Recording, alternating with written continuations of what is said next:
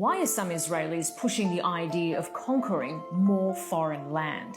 You may have seen this video of Israeli soldiers raising the Israeli flag over the Lebanese village of Maruna Ras as the army expands its incursion in the country.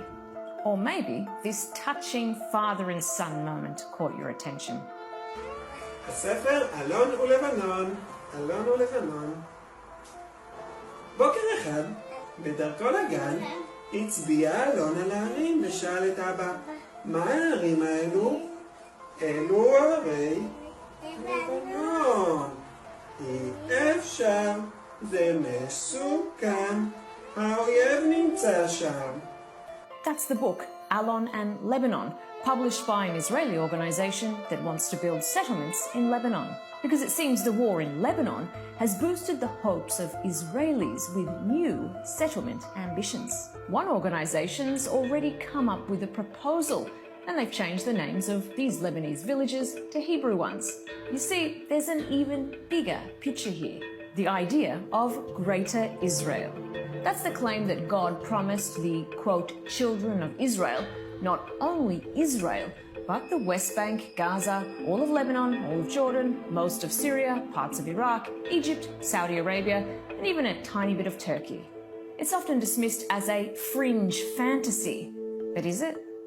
In September, the Jerusalem Post published and then removed this editorial piece entitled, "Is Lebanon Part of Israel's Promised Territory?" It caused quite a stir because the author spells out the religious reasons why these territories really belong to Israel. It goes even further, arguing biblical texts command Jewish people to conquer these territories to fulfill this historic promise. Again, fringe fantasy? Well, not really. While the concept has religious origins, the politics originate from Zionism and the European project at the turn of the 20th century to help Jewish people migrate to what was then historic Palestine. Some in the Zionist movement envisioned the lands under the British Mandate would be part of a new Jewish state. But another mainstream Zionist idea was that other areas should become Israel, including historic Palestine and Transjordan. Look familiar? It might do. Because that's the map on this podium, where Israel's finance minister and chief settler, Bezalel Smotrich, is speaking. He's repeatedly raised the Greater Israel plan.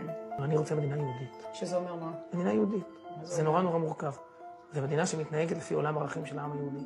הריבונות של ישראל מתחילה בים ונגמרת בנהר. בשלב הזה או שבעצם אנחנו גם מוצאים את עבר הירדן? בשלב הבא.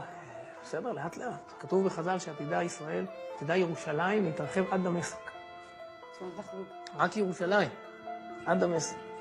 Now, Smotrich is often dismissed as a radical, but building settlements is a key part of this Greater Israel plan, and it's actually the law. In 2018, the Israeli Knesset passed what's known as the Nation-State of the Jewish People Law, enshrining the development of Jewish settlements as a national value. It also defined Israel as an exclusively Jewish state where only Jewish people have the right to statehood. And as we've seen, this settler project has been successful. Israel now controls or occupies about 82% of the West Bank, where most of this occupation energy is focused. And did you know the Greater Israel map is also one of the symbols of the Herut movement?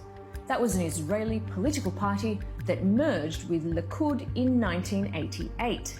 You know Likud, the conservative party that's dominated Israeli politics for the past 5 decades and is headed by Benjamin Netanyahu.